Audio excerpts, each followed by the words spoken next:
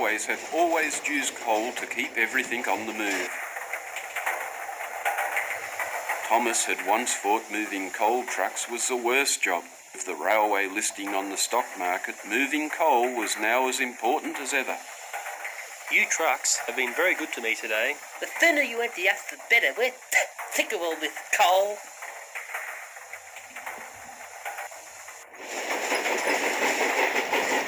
Thomas headed away from the coal mine into the open country.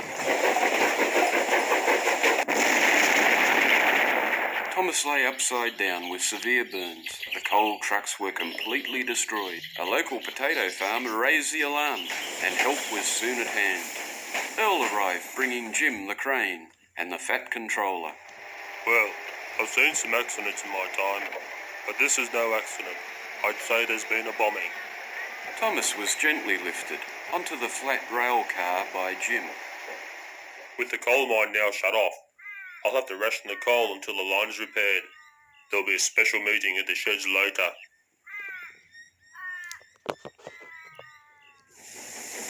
Later that day, Earl pulled into the rail yard. Thomas was carefully placed on the tracks for repairs. You're right. This has been a very sad day for the railways. It seems there's a mad bomber on the loose. We must do all we can to be on the lookout for suspicious characters. The engines looked at each other. Come on, Noel. Earl, who are you looking at? Ah. I will issue all of you with video cameras as security devices, so use them wisely. The engines viewed the cameras still in their boxes. Noel surveyed the stock. Well, with all these new cameras, we can start a video club. Just look at the great features on these new cameras. Wow. Gleaming Red Ted quickly formulated the rules stating, I challenge all the engines to produce a video on any subject within a month. The best video will win a boiler flush. The engines mounted their cameras and made safe for the night, but on everyone's mind was the threat of a mad bomber.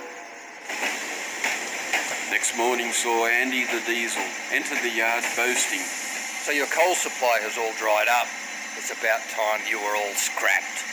Bob replied as he was still trying to turn his camera on. We might be old and dependent on coal, but we're survivors. Bob and Margot carried on delivering the food supplies down their branch line. Elsewhere, Scottish John was fitting some gas bottles as an alternative fuel. His video thoughts were on this process. Chris was working on a story based on a train's last journey. Alan, the self-funded retired engine, planned a video about the town's feral cats. Wilson was always interested in how cars would race him between stations. Earl had his eyes on the skies and teamed up with Helen the helicopter. Back in the sheds, Thomas was being repaired. He also had a camera, and his video was being planned. At least I can keep an eye on Andy Diesel if I'm stuck here. The fat controller was also keeping an eye on things. These figures are not looking good. The share prices have taken a sudden dive since the bombing. He moved to the turntable to chat with Andy Diesel. I'm relying on you, Andy, to bring things back online. I'll do that easily. You can forget about those steam engines now. Just the diesel I wanted to see. I have a small but important job for you. Something we'll have to keep secret. Very secret. The Diesel looks at Andy and says nothing. Andy's secret plans are whispered to the Black Diesel. That's my boy. I like the quiet ones. No back chat, like I get from those clapped-out dinosaur steamers. Same goes for you coal trucks, clogging up every siding, serving your masters with stinking coal. What's that blue paint on your driver's cab? Have you been repairing that pesky Thomas engine? For a chap who doesn't say much, looks like you've been batting for the other side. My strongest advice to you is stick with me. I have connections in very high places, way above the fat controller. He's just a puppet who's about to lose his strings.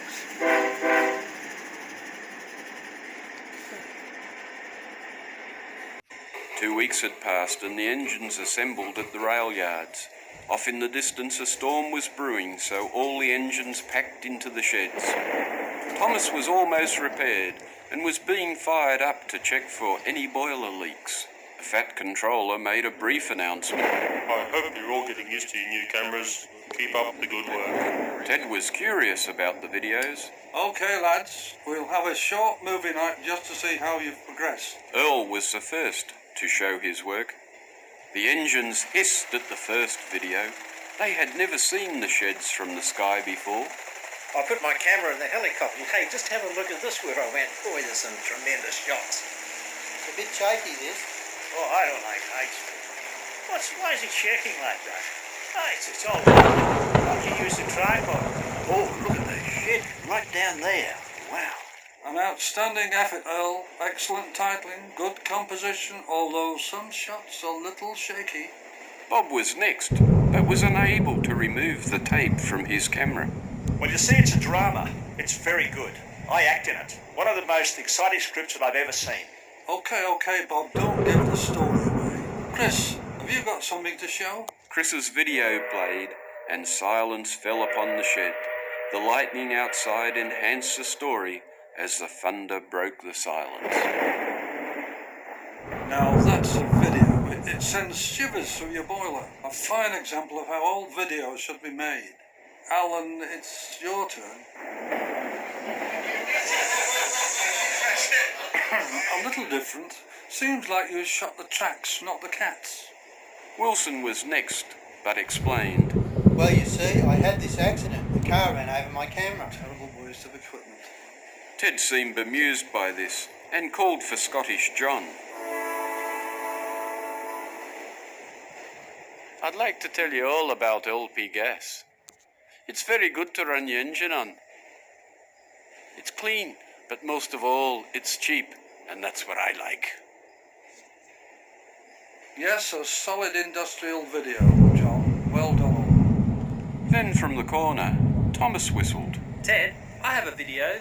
Well, it's sort of an animation. Can I show it? Animation? Well, did you use your camera, Thomas? Is that according to the rules, Ted? I mean, are you sure about that? Okay, I think we can stretch the rules this time. This is the best thing I've ever seen.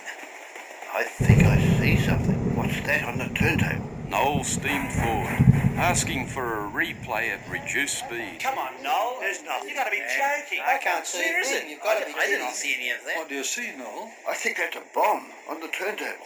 A bomb. Don't panic, everyone. I can get it. Thomas steamed out of the shed. His driver placed the bomb on the running board and headed down the main line. If I am quick, I'll save the railways from certain doom. It's no good being on the main line. I'll have to find a siding. Thomas didn't see that the points were set to go into a work shed. Oh no, that's Andy Diesel's shed. I'll never stop in time.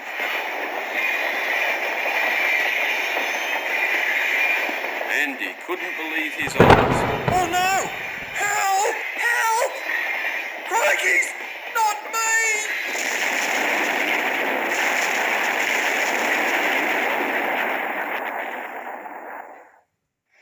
The next day saw Thomas once again being lifted into the shed for repairs. Well, Thomas, you saved the railways and your video showed the bomber hard at work. Just then, the Fat Controller arrived with the police. I've heard the mystery of the bombings is solved. That's right. Thomas had a video of the turntable while Andy Diesel was in the yard. I noticed a suspicious character lurking near his fuel tank, and we believe that character is you. The policeman holds the Fat Controller. We also noticed you manipulating the stock market, selling shares just before the first bombing and buying just after it. Right then, you're coming with me. Thomas, your video was the key to saving the railways. Your brave actions also ridded us of that lazy Diesel. Thomas's video went on to scoop all the prizes in the video competition. It just goes to show that a little video can go a long way.